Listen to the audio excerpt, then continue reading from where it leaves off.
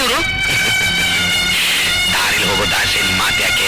ನಿನ್ ಸೈಟ್ ಬೇಕಲ್ಲ, ನಾನು ಕೊಡ್ತೀನಿ. ಕೊಡಿ ಸರ್, ಕೊಡಿ ಅಡ್ವಾನ್ಸ್. ನಂದು ತಗೊಳ್ಳಿ ಸರ್.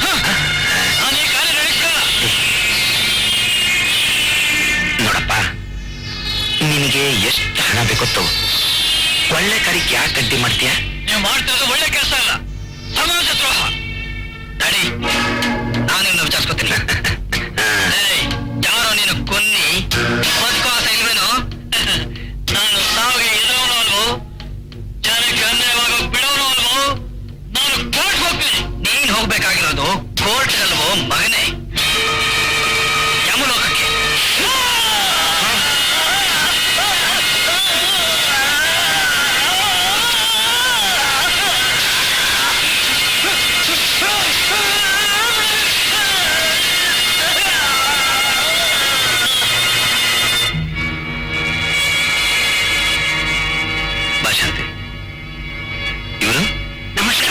ಬಂದಿದೆಯಲ್ಲ, ಸಮಾಜ ಸೇವಕ ಮೋಹನ್ ದಾಸ್ ರವರ ಆತ್ಮಹತ್ಯೆ ಅಂತ ಅವ್ರ ತಂದೆ ತಾಯಿಗಳು.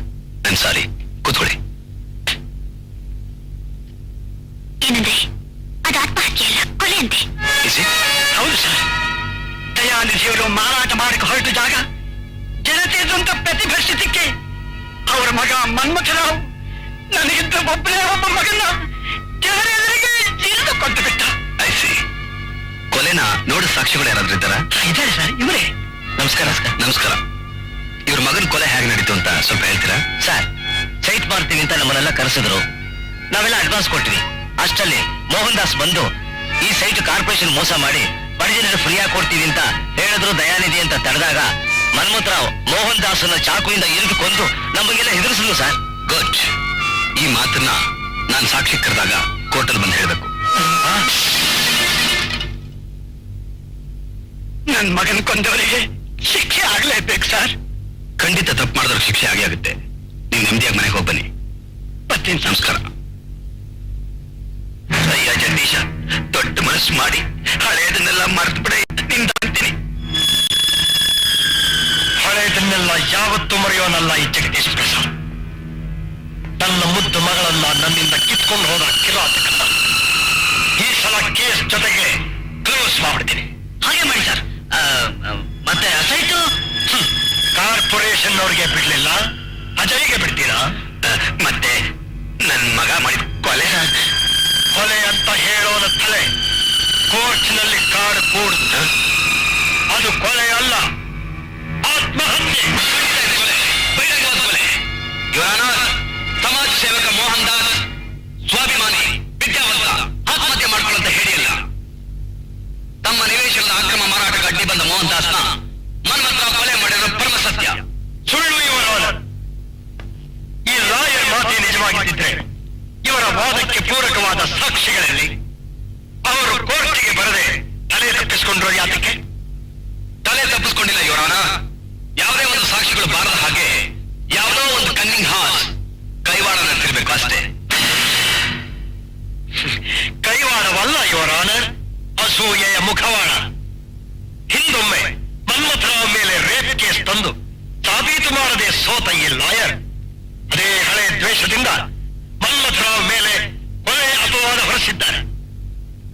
ಒಂದು ಸುಸಂಸ್ಕೃತ ಮನೆತನದಲ್ಲಿ ಹುಟ್ಟಿದ ಸಂಸ್ಕಾರವಂತ ವ್ಯಕ್ತಿ ಕೊಲೆ ಮಾಡೋದಕ್ಕೆ ಸಾಧ್ಯವೇ ಹೇಳಿ? ಈ ಮನ್ಮಥರಾವ್ ಸಂಸ್ಕಾರವಂತ ಸುಸಂಸ್ಕೃತ ಮನೆತನದಲ್ಲಿ ಹುಟ್ಟಿದವನು ಅಂತ ಒಳ್ಳೆ ಒಂದು ಆಧಾರ ಒದಗಿಸಿಕೊಟ್ಟ ಈ cunning horse, I am sorry, winning horse ವಕೀಲರಿಗೆ ನಾನು ಅಭಿನಂದಿಸ್ತೇನೆ. ಇವರ ಈ ಕಟಕಟೆಯಲ್ಲಿ ನಿಂತಿರೋ ಮಹಾ ವ್ಯಕ್ತಿ ಎಂತವನೆಂಬುದು ಸಾಬೀತಾಗಬೇಕಾದ್ರೆ ಇವ್ರ ಹಿಂದಿನ ಚರಿತ್ರೆಯನ್ನ ಸ್ವಲ್ಪ ಕೆದಕಬೇಕಾಗುತ್ತೆ. ಈ ಮುಕ್ತ ಮನ್ಮಥರಾವ್ಗೆ ಸಂಬಂಧಪಟ್ಟ ರೇಪ್ ಕೇಸಿನ ವಿಚಾರಣೆ ನಡೆದ ನಂತರ ಮೇಘು ಸೀತಾರಾಮರ ಇಡೀ ಸಂಸಾರ ಸ್ಮಶಾನ ಸೇರೋದಕ್ಕೆ ಈ ಮನ್ಮಥರಾವೇ ಕಾರಣ ಅಂತ ಹೇಳ್ಕೊಟ್ಟಿದ್ದೀನ? ಇಲ್ಲ. ಈ ಸಭ್ಯ ಮನ್ಮಥರಾವ್ನ ಅರೆಸ್ಟ್ ಮಾಡಿದ ನಿಷ್ಠಾವಂತ ಸೂಪರಿಂಟೆಂಡೆಂಟ್ ಆಫ್ ಪೊಲೀಸ್ ಸುರೇಶ್ ಕೊಲೆ ಆಗೋದಕ್ಕೆ ಈ ಮನ್ಮಥರಾವೇ ಕಾರಣ ಅಂತ ಹೇಳ್ಕೊಟ್ಟಿದ್ದೀನ? ಇಲ್ಲ. ತನ್ನ ಫ್ಯಾಕ್ಟರಿ ಕೆಲಸ ಮಾಡುವ ಅಮಾಯಕ ಹೆಣ್ಣು ಮಕ್ಕಳ ಮಾಂಸ ರುಚಿ ನೋಡುತ್ತಾ ಎದುರು ಮಾನ ತೆಗೆದು ಅನಾಥ ಮಕ್ಕಳ ಹೊತ್ತಿಗೆ ಈ ಸಂಸಾರದಲ್ಲಿ ಕಾರಣ ಅಂತ ಹೇಳ್ಕೊಟ್ಟಿದ್ದೀನ?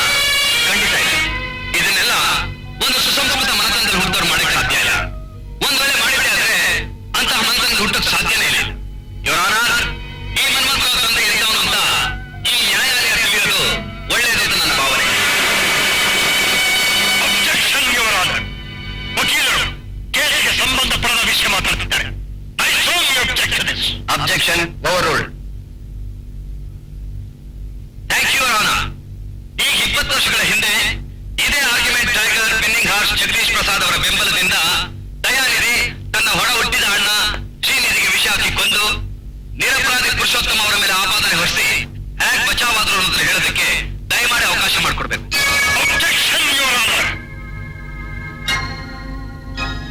Objection overruled. You can proceed. Thank you, Your Honor. ಸತ್ತೋಗಿದ್ದಾರೆ ಅಂತ ತಿಳ್ಕೊಂಡಿರೋ ಶ್ರೀನಿಧಿ ದೇವರ ದಯೆಯಿಂದ ಇನ್ನೂ ಬದುಕಿದ್ದಾರೆ.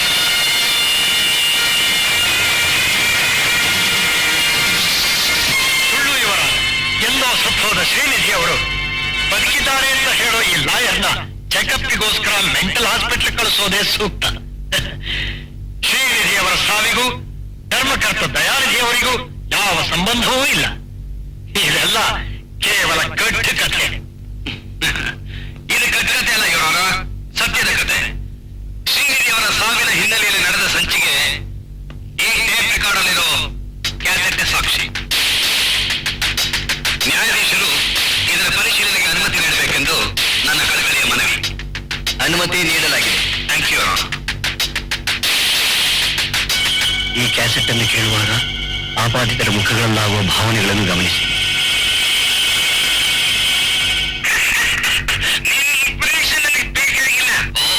ಆಸ್ತಿ ಮಾತಾಡಬೇಕಲ್ಲ.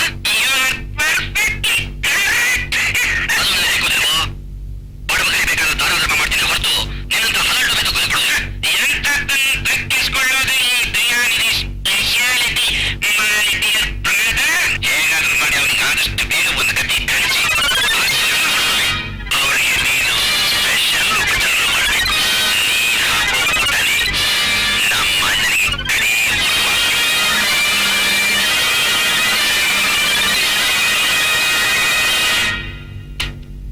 ಇವರ ಟೇಪ್ ರೆಕಾರ್ಡರ್ನಲ್ಲಿ ಕೇಳಿದ ಧ್ವನಿಗಳು ಸರಿಯಾದ ಸಾಕ್ಷಿಯಾಗಲಾರು. ಅವು ನಮ್ಮ ತೇಜೋವಧೆಗೆಂದೇ ಸೃಷ್ಟಿ ಮಾಡಿದ ಮಿಮಿಕ್ರಿ ಧ್ವನಿಗಳು. ದಿವಂಗತ ಶ್ರೀನಿಧಿ ಅವರು ನಿಜವಾಗಿ ಬದುಕಿದ್ದಿದ್ರೆ ಇಲ್ಲಿಗೆ ಬಂದು ಸಾಕ್ಷಿ ಹೇಳದೆ ಇರ್ತಿದ್ರೆ ಖಂಡಿತ ಹೇಳ್ತಾರೆ my dear senior lawyer.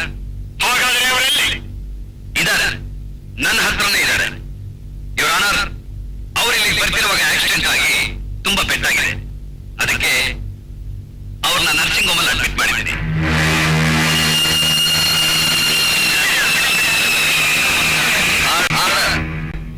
Srinidhi ಅವರನ್ನು ನ್ಯಾಯಾಲಯದ ಮುಂದೆ ಹಾಜರುಪಡಿಸಲು ತಾವು ಅನುಮತಿ ನೀಡಬೇಕೆಂದು ನನ್ನ ಬೇಡಿಕೆ.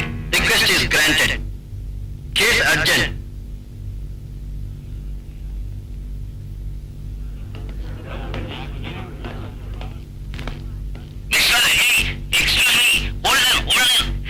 ಇವನು ವಿಷಯ ಕೇಳಬೇಕು ಅಂತ ಆ ಡೆತ್ತಮೆಯನ್ನು ಶ್ರೀನಿಧಿ ತೀರ್ಮಾನಿಸಿದ್ದಾರೆ ಅಂತ ಜಡ್ಜಿ ಹತ್ರ ವಾದ ಮಾಡ್ತಿದ್ರಲ್ಲ, ಆ ಮನುಷ್ಯ ಈಗ ಎಲ್ಲಿದ್ದಾರೆ? ಯಾವ nursing home? What number of bed? ಹೋಗಿ ನೋಡ್ಕೊಂಡ್ರೆ ಬೇಡ knicker uncle, Gopu uncle. Forgotten, ಈ ಶ್ರೀನಿಧಿ ಅವರು ಯಾವ ಹಾಸ್ಪಿಟಲ್ ಇದ್ದಾರೆ, ಯಾವ ವಾರ್ಡ್ ಅಲ್ಲಿ ಇದ್ದಾರೆ? Rajeshwari nursing home ward number 5 ನಲ್ಲಿ ಇದ್ದಾರೆ. ಗೋಪು ಅಂಕಲ್ ಮರ್ತು ಬಿಟ್ಟಿದ್ದೆ. ಅವ್ರಿಗೀಗ ಎಮರ್ಜೆನ್ಸಿ ಆಪರೇಷನ್ ನಡೀತಾ ಇದೆ. 2 ದಿನ ಆದ್ಮೇಲೆ ವಾಪಸ್ ವಾರ್ಡ್ ಕರ್ಕೊಂಡ್ ಬರ್ತಾರೆ. ಆವಾಗ ಹೋಗಿ ನೋಡೋಣ. Okay okay. ವಿಷಯ ಯಾರು ಗೊತ್ತಾಗಬಾರ್ದು.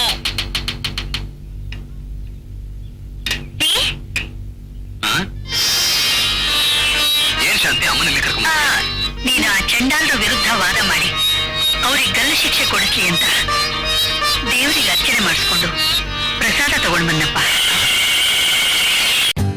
For more updates, like, comment, subscribe to our channel.